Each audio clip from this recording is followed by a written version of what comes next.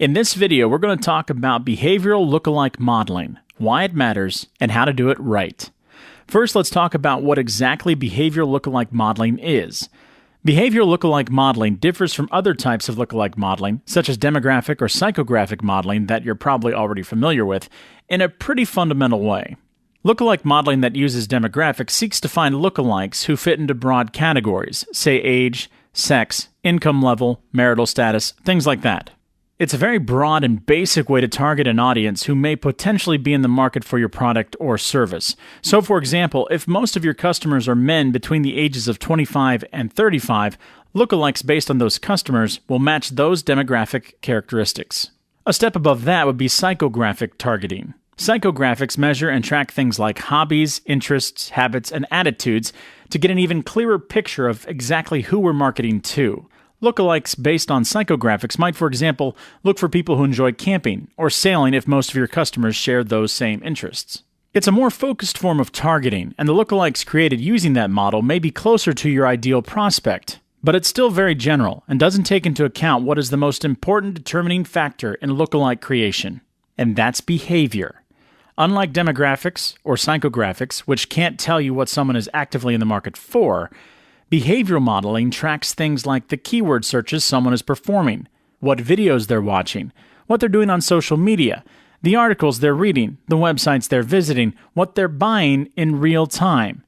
And what can we tell from that? Well, when you combine real-time behavior tracking with identity resolution and artificial intelligence, we can not only know what someone is doing nearly every minute of every day, which includes what they did up to and including the point at which they clicked on a link and landed on your website, but we can also know something else that's incredibly important. We can know who that prospect is, so we can attach all that real-time behavior we're collecting to a person. We can know, for example, that it's Bob. And now, once we do that, we have something that's been the holy grail for marketers since the beginning of time. We know who our prospect is, we know what our prospect, Bob, is doing and has done leading up to the point when they decided to check us out or buy from us, and we know how to find more people exactly like Bob who are, right now, doing the exact same things Bob did. We do that through the use of a cryptographic hash, which is a privacy-protected small file that identifies Bob and the things we know about him, like his email address, and it's the tool that can be used to find his behavioral lookalikes. Now, what's great about his hash is that it never expires. It's permanent, so once we have it, we can't lose it.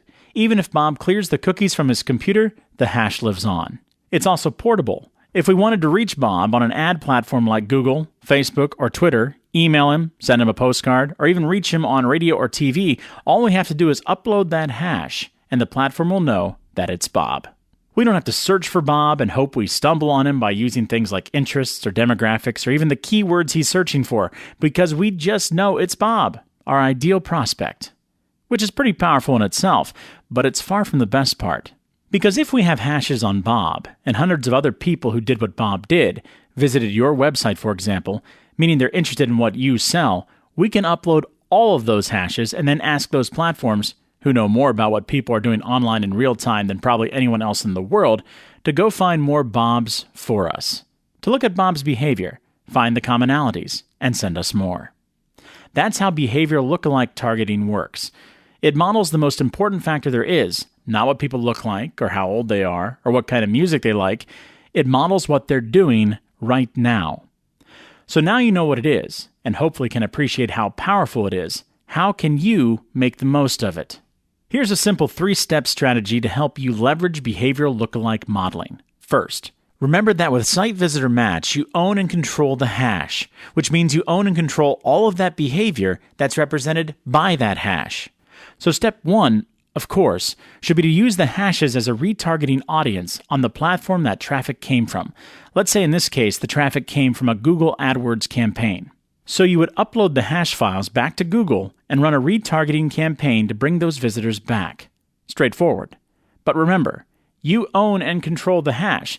So as part of step 1, upload those hash files to other platforms and retarget there as well. So if your traffic came from Google, retarget on Facebook, Twitter, and via banner ads, for example. Why is this necessary? Because it is absolutely vital that you stop thinking of your marketing as a siloed effort and start to see it for what it really is, or should be, which is a seamless and cohesive effort that consistently touches prospects across multiple channels. You should market this way not because it's simply a better way to do things. It's not better. It's required. According to Gartner research, marketing campaigns that integrate 4 or more channels outperform campaigns that use 1 or 2 channels by 300%. That's a 300% improvement in your campaigns, and we're just on step 1. Here's step 2. And this is where we really make use of behavioral lookalike modeling. Because this is where you ask the original ad platform, in this case Google, to take your hashes, find lookalikes who match the behaviors inside those hashes, and give you an entirely new audience. An audience who matches the same behaviors as that initial perfect prospect of Bob. Once you have that new audience, start a new campaign targeting those new prospects and measure the results. Remember, platforms like Google and Facebook are driven by relevancy, and because you're targeting the most relevant prospect there is, you'll be rewarded with higher click-through rates and lower costs. But you're not done. Because you're consistently getting a new list of hashes with new visitors and new behaviors to upload. And recency of behavior is very important when it comes to relevancy. So upload those new hashes and get another behavioral lookalike audience and target that in a new campaign. Again, measure those results. Do this again and again. Start by uploading new hash files and getting new behavioral lookalikes every month. Then try every 2 weeks. Then every week. Test everything, see how it produces, and find the sweet spot. Targeting audiences like this will typically result in a CPC reduction of between 25% and 75% on average, which translates to a lower cost per acquisition and increased profits. Which is the real end game here, and what everyone is after. So, step 1. Committing to a people-based, multi-channel campaign. Statistics say you'll improve your campaign performance by 300%. Step 2. Target behavioral lookalikes at the original channel and reduce CPC by 25% to 75%. And we're still not done.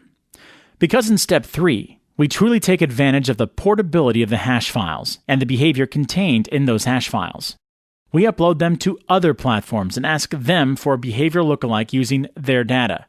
So if you started on Google, now take the hashes to Facebook and let their algorithms go to work to give you another audience, and so on.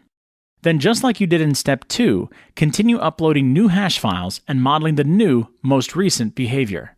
Try doing any of that with a platform-specific cookie. These 3 steps are how you win with identity resolution, site visitor match, and the behavioral lookalike targeting that's only made possible when you own and control the hash. That's how site visitor match does what cookies simply can't.